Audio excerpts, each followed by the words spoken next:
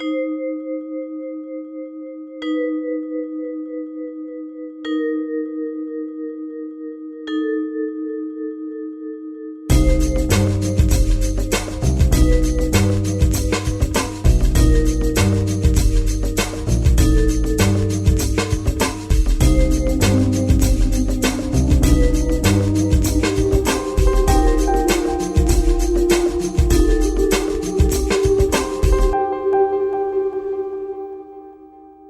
everyone, and welcome to the latest episode of Govs on the Go Alumni Edition, a podcast featuring alumni from the College of Arts and Letters here at Austin Peay State University.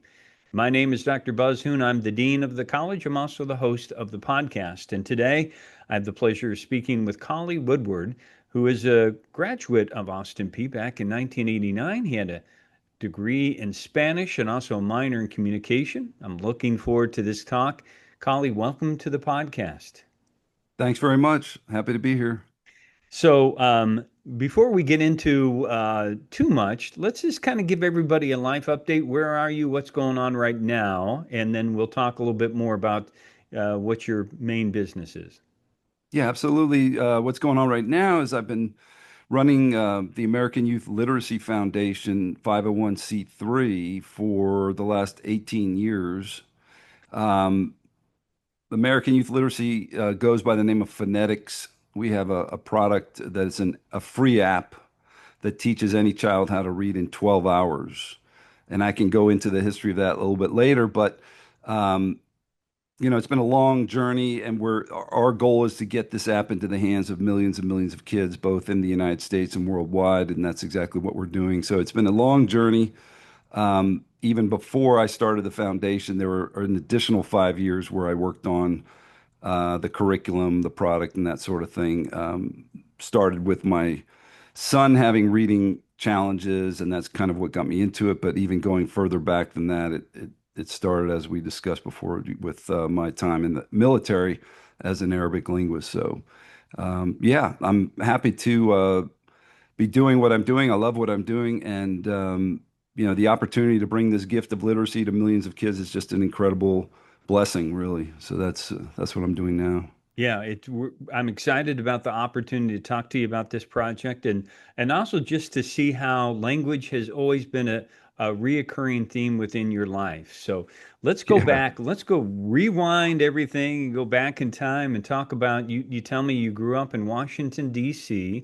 Um, correct. and uh, tell me what how do you remember yourself as a child? What kind of things did you like to do, and how would you describe a young collie? Yeah, good question. I mean, as a child, I was pretty much like very, um, you know, focused on school and athletics, really. Just being a kid. I grew up in outside of DC, but it was right on the edge of rural.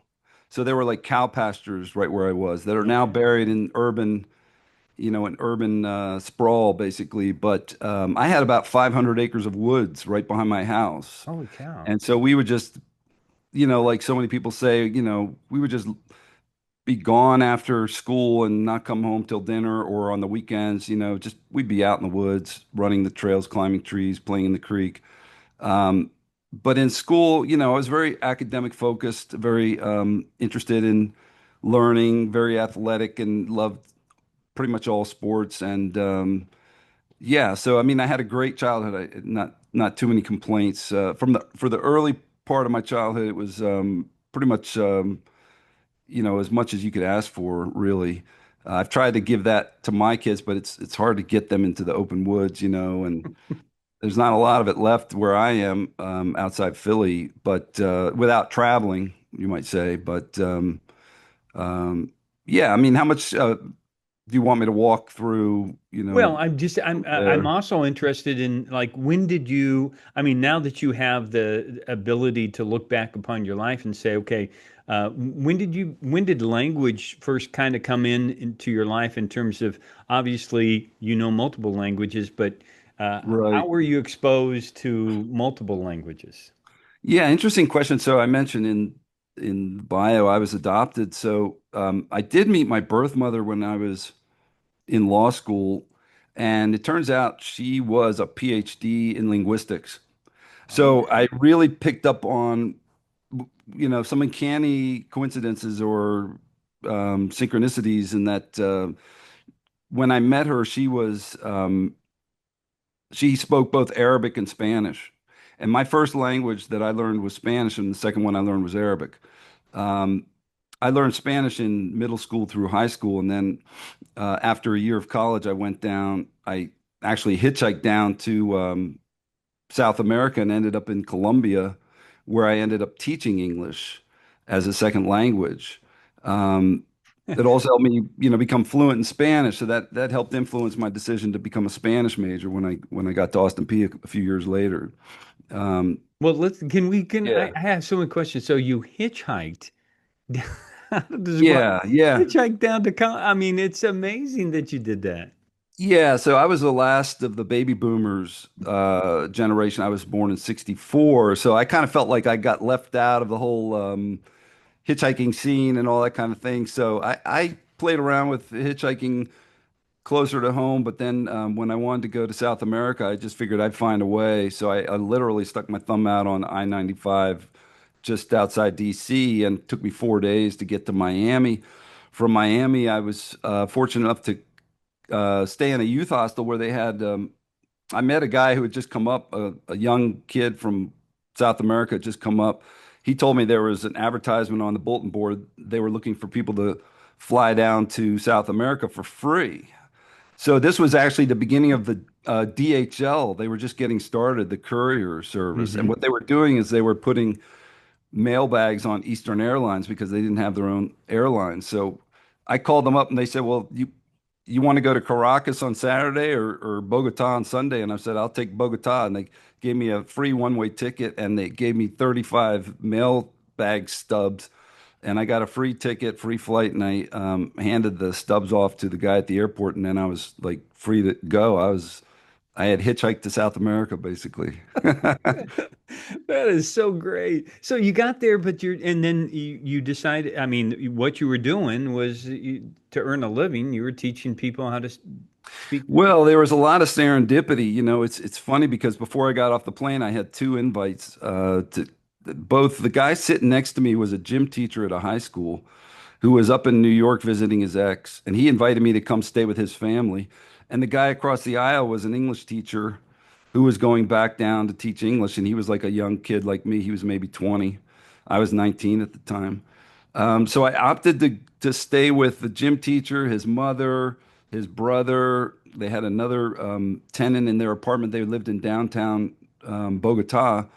And as it turned out, his mother had a little cafe at an English language school because English language schools for adults were very popular at the time in 1984. Everyone was trying to learn English.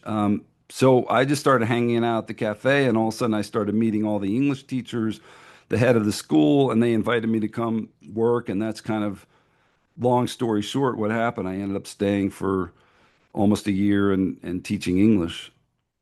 Now, and before that, you had after you graduated, I think from you said you graduated from a public school because you started in a boys' prep, and then you went That's to right. public school.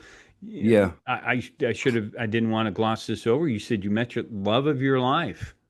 Yeah, absolutely. I was like, after so many years of intensive academics, it was really intensive, all boys, coat and tie from sixth grade when I started there. Started at third grade, but I started there in sixth grade. It was so intensive, and I wanted to either move on to go to college early, and my parents didn't like that idea because they thought I would just drop out and never get my high school diploma. So I said, well, I'm not staying here. I'm going to go to the public school, which I did, and yeah, the rest is history. I met my future wife, my soulmate, and so that was actually 44 years ago that we had our first date. Wow. So um, yeah, everything kind of worked out there, and then I still was on track to go to college. So I went to Wesleyan University in Connecticut my freshman year, but I kind of realized that I'd had at least for the time being, enough of academics and following that path. So that's where I got the bug to travel, and I just wanted to go out and see the world and do things and meet real people doing real things, and that's kind of what prompted me to to go off on that trajectory. I also started reading, I did some prep. I read a book about a guy who traveled around the world, hitchhiking and teaching English or hitchhiking and doing odd jobs. There was a lot of literature out there that kind of motivated me and gave me a sense of the the reality of it, the possibility that it could be done. And I said, well, that guy could do it, I can do it. And so I worked over the summer after freshman year, saved up a couple $1,000s and left with $2,000 in my pocket. And I had no idea I was going to stay in one place. I really thought I was going to travel through South America. Being relatively fluent in Spanish after 5 years of pretty good instruction and being the middle of the winter, I left in January. I wanted to go somewhere where they spoke Spanish, but it was warm. So it was the opposite of the winter. So yeah, that's what I did. So um, yeah, so that was kind of the beginning of my immersion into language. I didn't realize what else I was going to do in language and linguistics for quite some time and what impact it would have on my future Yeah. life. Yeah. Well, I think it also says something about your character that you have this great courage and also adaptability that you early on, the fact that you can just pivot and on a dime. Well, yeah, I think a lot of it was, I don't know if it was, yeah, you could call it courage, but it was also just a sense of I had to forge my own path. Like I kind of felt like um, there wasn't anyone who knew better than I did.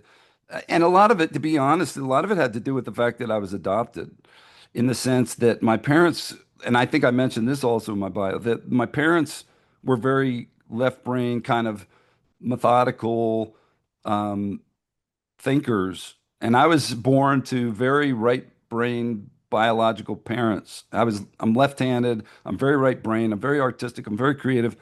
And being in a household where I was kind of pushed into really hardcore academics, it was a challenge that I kind of took on and I accepted, and um, I benefited immensely. But what it did in hindsight is it helped me build the left hemisphere of my brain, so it balanced. Otherwise, in speaking to my birth mother many years later, she said, "I never could have raised you because you would have, I was too creative. I was too much of a wandering spirit. You never would have had the kind of upbringing or education." And so, in hindsight, it really was a blessing because it allowed me to balance the different sides of my brain and basically do what I'm doing now and have the skills and abilities that I never would have had I been raised by either of my parents. I've met both of them now.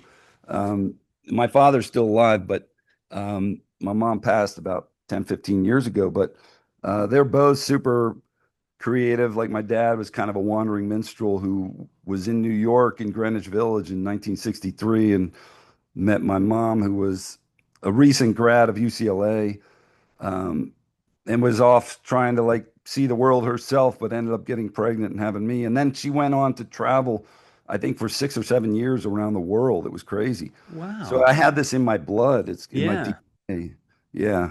No, that's it, and it is neat that you see that how that impacted your own personality or your own personal growth of as we're going to reveal here is along the way is that you have this great creativity, but it's also you have sort of a that functioning part, which would you said that left brain kind of stuff where you're um, very much into let's build a business, uh, Right. and Yeah. that certainly um, is evident. So let's pick up with you come back to the U.S. You had enough of being in Colombia, and so is that when you joined the Army? Yeah. Briefly, I looked at going back to Wesleyan, but I spent a day or two up there and I was like, it's just not the right path. And again, I was called to push myself physically. It was kind of a weird thing. It's like I wanted to, I remember specifically in that time of my life, um, trying to make decisions by looking back from a um, hypothetical future and saying, what will I want to look back on as having accomplished? And I realized that I was 20 and I wasn't getting any younger. My knees were starting to hurt. And, you know, so I said, if I, I want to look back and say I was in the military. I want to take that challenge on. Um, and so I enlisted as a private, um, and I took the ASVAB, which is like the SAT for the military. And basically they said, well, we're going to make you a linguist. And I said, oh, well, that's cool because I already speak Spanish. They said, well, we're going to make you an Arabic linguist. And I said, okay. So basically, they sent me to Arabic language school for a full immersion, um, 6 hours a day, 5 days a week for a year and a half. That's out in Monterey, California, where all the different services go and learn languages. All the different languages are taught there. So that was the beginning of my military career. And then they sent me to Fort Campbell, where I joined the 101st Airborne, which is what put me in proximity to Austin Peay. But also, my wife had already matriculated at Vanderbilt, so that was also a blessing. So it was like Yeah. it all came together, so I could visit her. Towards the end of my 4 years in the military, I we got married, so we lived together in Nashville, and I commuted up to Fort Campbell every day, took classes at Austin Peay. So yeah, it all worked out in that way. So you were still in the Army and you were taking classes at Austin Peay, and then you decided to become the Spanish major and have a communication minor. Is that right? That's correct. Because I was in the Army full time, and the Army at that time was paying 75% of all the tuition. And I had a big GI Bill waiting for me, $27,000. And I said, I don't want to waste this on undergrad. I want to use this for grad school, Yeah. especially if the Army's paying 75%. Um, so I said, I'm going to knock out my undergrad at Austin Peay.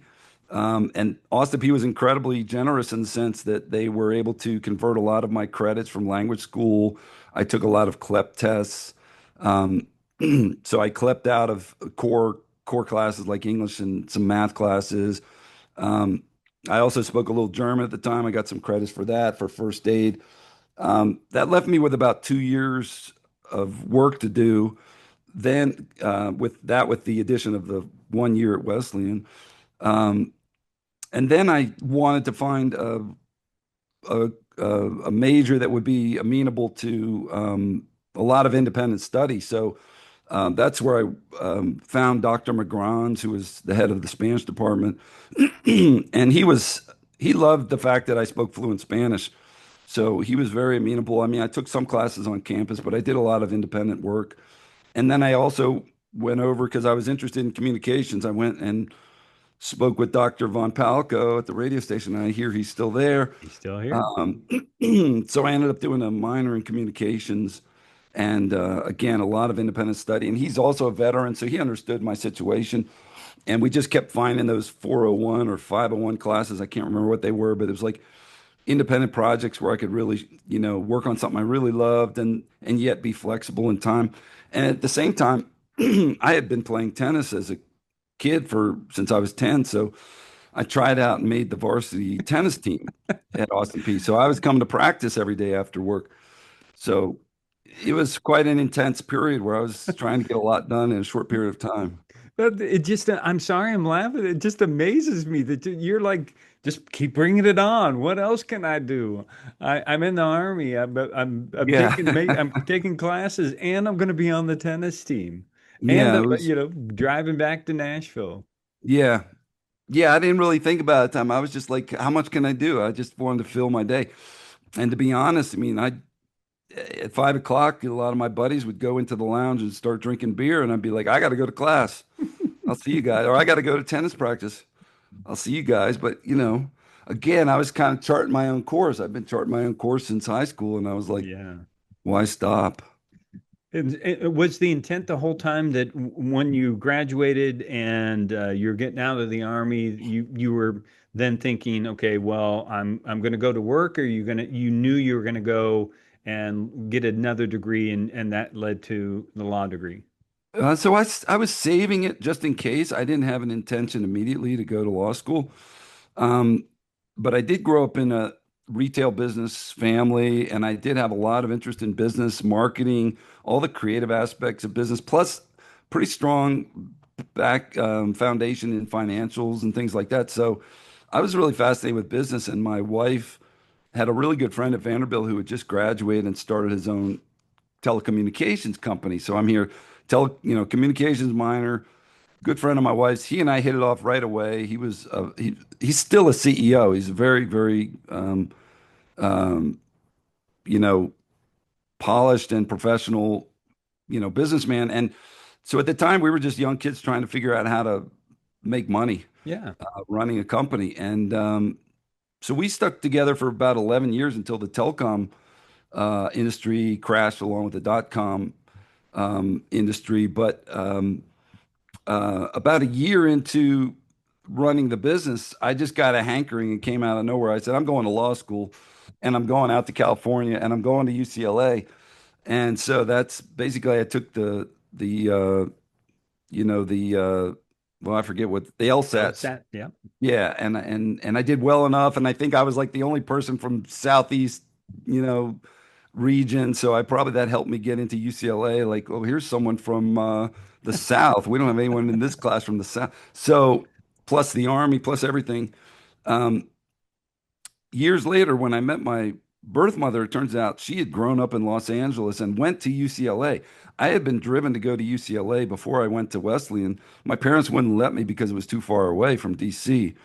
But something was calling me to UCLA, so it was kind of crazy that I ended up there. And I spent about 10 years out in LA after um, graduating, and we ran the business virtually. We were like one of the first virtual companies. We had our pagers and our cell phones, and um, yeah, we just, before virtual was a thing, before the pandemic, we were doing it in 19, I guess, 89, 90.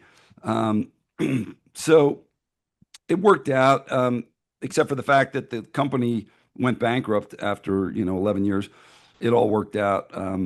And that's kind of when I had to make a big transition in my life because after a while, I realized that I wasn't really super excited or enthusiastic about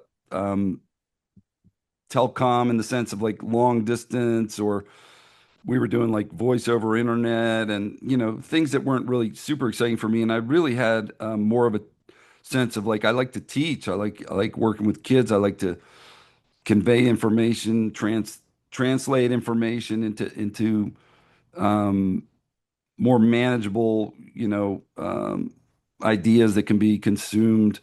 Um, so I started a new company. At the time, I was back in Nashville for a year because the company was growing so fast. Right before the dot-com bubble crashed, everything was like going crazy and valuations were going crazy. So my wife and I moved back to Nashville with my son, who was 3 at the time, and but a year later, everything kind of crashed. And so we followed my wife's career back up to Philadelphia, where she was with a major company up there. And I started over creating a after school enrichment program for kids, for gifted kids. It was all about like STEM and brain science and all kind of curriculum that I was developing. Um, and that went well for a year, but then this is where kind of the real story starts is after about a year, my son was turning um, well, I should say my son was turning 8. Um, and he couldn't read at all. So he'd been in kindergarten twice. He was in first grade, and no one could teach him how to read. The teachers were good. The school was good. He had extra help from reading specialists, but something wasn't clicking. And so my wife and I made the decision that I would take him out of school and homeschool him for a year. And even though I had taught English and I had gone to law school, it's like I never taught reading, so I didn't really know how to teach reading. Um, but I figured it can't be that hard. I mean, parents have been teaching their kids how to read for years. So it didn't take very long, but I started working with him, and within like a month, I started realizing that there's no way this kid can know that the EA and the word read sounds different from the EA and the word bread. Right. it's like there's something wrong with the English language. It's not necessarily his fault, but he's not very patient. He had a little bit of ADD. Things weren't logical. And once things don't make sense like 5 or 10 times, it's like, why am I even bothering with this crazy system? Like once you tell me it's an E sound, the next time it's an S sound, the next time it's an A sound. And so that's when I had the epiphany, as they say, the eureka moment, when I kind of put everything together with my Arabic language training, which we didn't mention, but Arabic has it's a very old language, one of the original, um, and it was originally created without vowels. It was called an abjad, and when people couldn't pronounce the names in the Quran, about 4,000 years after the language was created, the Muslim clerics got together and decided to start adding what are called diacritics, which are little symbols above the words. They didn't want to change the original text of the Quran, but so in 1000 AD, roughly, they added diacritics. They started adding diacritics, which is not a new concept. The Greeks had done it 1,000 years earlier when they adopted the Phoenician code to the Greek language. And so I was incredibly well trained, obviously, in the concept of diacritics. Um, and so that I had that bolt of lightning epiphany where I just said, why don't I just show you what the sound is by putting a little symbol over the word? So I came up with a little child-friendly symbol. I came up with a little eagle and I put it over the EA and read. And I said, if you see the eagle, that makes the E sound. And that tells you that that EA sounds like E. And I put a little elephant's trunk over the EA in bread. And I said, if you see the elephant, that sounds like elephant. So that makes that EA an eh. And then the light bulb went on. Everything suddenly made sense. And my son learned how to read in 6 weeks. Hmm. So that But was the only somebody breakthrough. in linguistics that has studied language and then, but also has the creativity to then say, I can translate this for a young person. I mean, it's one thing for an adult like you that learned those languages, but then you were Right. able then to bring it down to the level for a child. I think that's kind of been my life history is like I've always tried to solve problems and especially problems related to curriculum or pedagogy, you know, translating things for kids, making things understandable. So it was kind of like a perfect match, but at the same time, it was like the perfect person in the sense that I had the right background, but also the right crisis, because crisis is the mother of invention. So I was like, I got to figure out how to do this. And without trying too hard, it just kind of, like I said, it came to me like a bolt of lightning. And literally, like my brain exploded for like a month. I started to realize the power of this system. It took me a while because no one ever teaches kids the sounds of the English language. In fact, I've been at this for 22 years. I've talked to so many teachers. I've spoken at conferences. Um, I've asked so many teachers, can you name all the sounds of English? 99% of teachers cannot name all the sounds of English, and they can't name them in 12 seconds like I can. And there's no reason if everyone's talking now about this idea of phonemic awareness as the foundation of learning how to read, which is understanding the sounds of English, and yet nobody knows the sounds. They're not taught to kindergartners.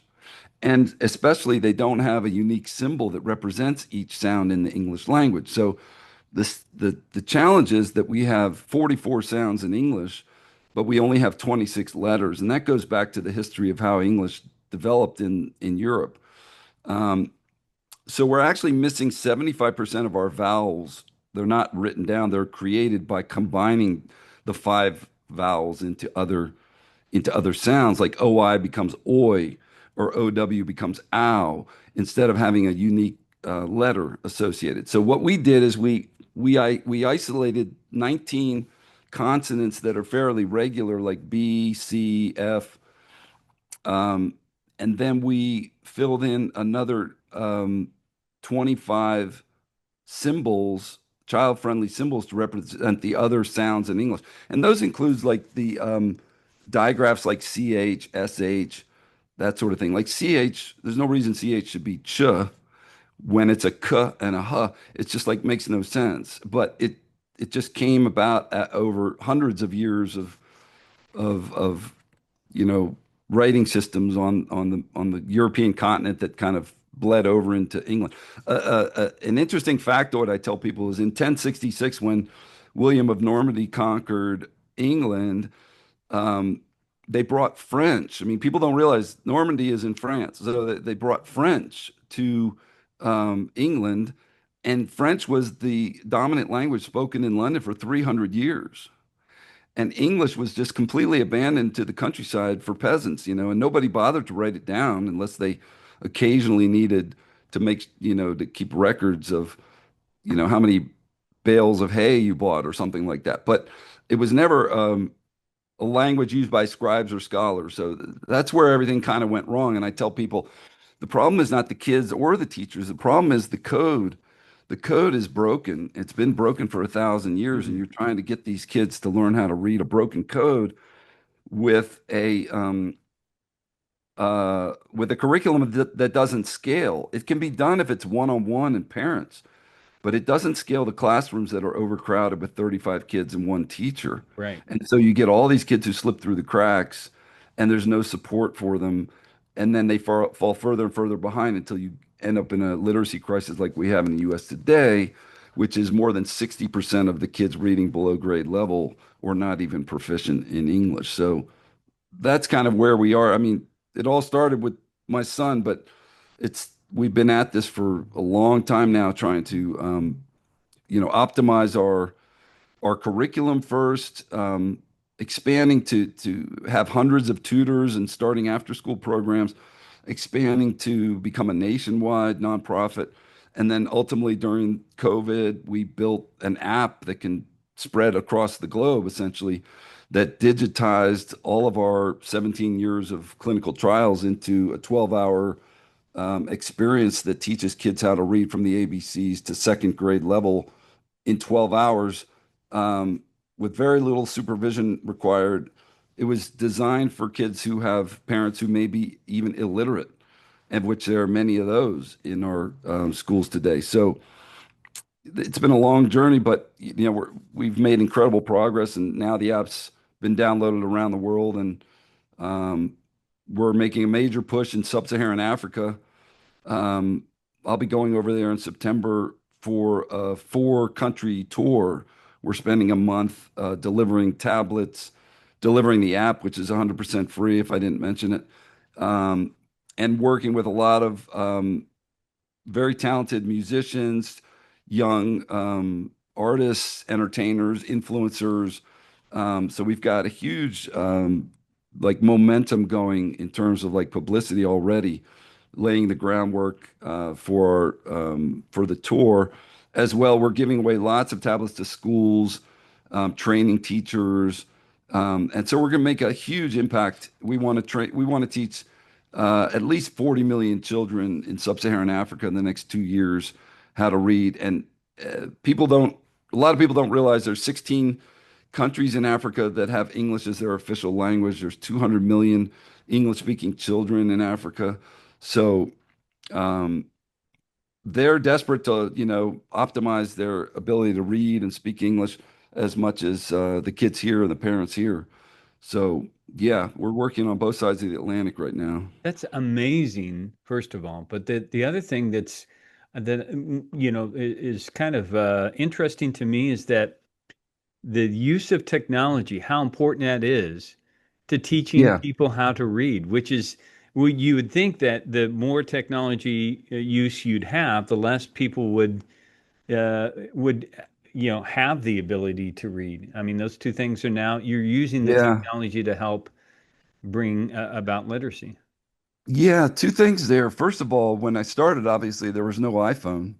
Right. So in my mind, I was thinking, how do I build a curriculum and get it into the school system and all the things that go along with that? The box sets, the teacher training, the workbooks, and everything. That's how my mind was thinking. Obviously, the iPhone came around and Android, and that changed everything, the paradigm.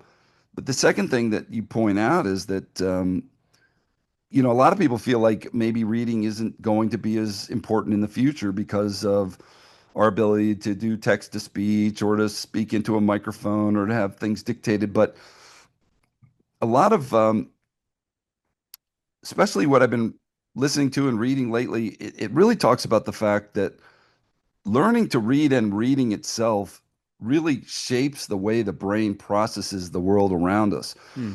So the literate, educated brain absorbs so much more about what is going on in our world and how to navigate through our world than just the very superficial speaking brain that may be able to dictate a text message or, use social media and that sort of thing. But it's far from, being able to really dive into the thoughts of scholars and kind of, you know, um, compare and contrast your own ideas with other very educated, intelligent minds. I mean, that's really what we're trying to bring to these kids who are, you know, reading below grade level or in many cases can't read at all. There's like 20% of the kids who go through public school and end up dropping out completely illiterate. And so it really is kind of, and once you're in your late teens and 20s, it's very difficult to go back and pick it up. Now with phonetics, hopefully we'll be able to bring an app, make a version of the app. The app's geared to 5 to 9 year old kids, but we are definitely have on the drawing board a version of the app for adults so they can go back and learn and kind of reboot at a much later point in life, as many of them want to do. Um, but again, the idea that if you learn how to read early and you become educated, it really is all about your personal sovereignty, your ability to express yourself, but also realize your full potential, um, become what you want to become, and the act of learning and educating yourself opens your mind and your world to a lot of the opportunities and possibilities that you otherwise wouldn't have known about. And it also helps you understand who you are and what drives you and what your passions are, Hmm. and helps you find a place to fit in, that you never would have known even existed had it not been for getting a broad spectrum of views and analysis on different aspects of the broader, liberal arts curriculum and science curriculum. So Yeah. that's Well, our approach. yeah, I think it's terrific, and not only that, I think your story is testament to sort of the universe um, guiding you. I mean, for whatever reason, you had these special abilities that I think as you found out, that came from your mom and your dad, your biological, your adopted parents, and how the university has taken you along this path, and it sounds like you've done a wonderful job of providing back to the universe uh, what you have been gifted. And so I'll I just say think it that that way. I think a lot of it is recognizing what your gifts are, because everyone has different gifts, Yes. recognizing what they are and making sure that you optimize your own potential. Um, like they say about Michael Jordan, I mean, yeah, he was gifted, but without incredibly hard work, years and years of struggles, especially through high school, because people know the story. He didn't make the varsity team. We all have to go through our struggles, our tribulations, and keep getting up off the mat. Even if you know what talents you have to continue to work to bring those to fruition and deliver them in service to the world. So, Yeah. yeah. Well, Colin, it's been a wonderful talk. I always like to ask our guests what kind of recommendations that you might have for a young person that's trying to find their way, as you did, and sticking to trying to be persistent. Right, right. Yeah, my recommendation, I think, after a lifetime that I've had so far, is follow your own path, follow your own intuition, believe in your own sovereignty. Only you can really choose your own path, and your guidance is knowing what feels right to you. So it really comes down to tuning into your own intuition and knowing what's right. And at every step of the way, every choice, no matter how small, you'll know whether it's the right thing or the wrong thing. And if you follow enough of the right choices, you'll end up, creating a life for yourself that you're really proud of and that makes sense for you. Wow. Well said. I appreciate your time here and your um, Absolutely. telling us a little bit about phonetics. I wish you the best in what you're trying to do. It's a worthwhile, unbelievable task, but one that certainly will benefit many people. So good luck to you on that. Thanks so much. Thanks for helping us share our story. All And right. thanks to all our listeners and viewers out there for checking out the podcast. Please continue to do so as we will continue to feature some of the alumni we have here in the College of Arts and Letters at Austin Peay State University. So until next time, stay safe, take care, and God bless.